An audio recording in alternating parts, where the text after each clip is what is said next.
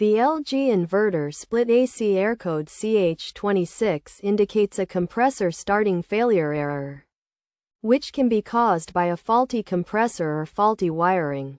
To fix this issue, one possible solution is to replace the compressor.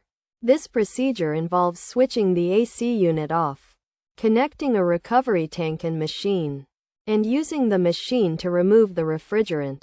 The lid of the AC unit should then be removed, and the wiring clearly labeled before removing the bolts that hold the compressor in place.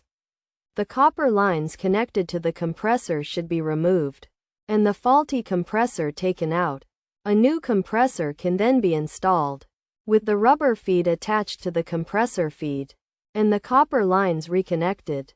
The wiring should be reinstalled, and the lid replaced. Additionally, inspecting the wiring for any physical damage and replacing faulty wiring harnesses can also resolve the issue. Once the necessary repairs have been made, the AC unit can be switched back on to test if the problem has been resolved.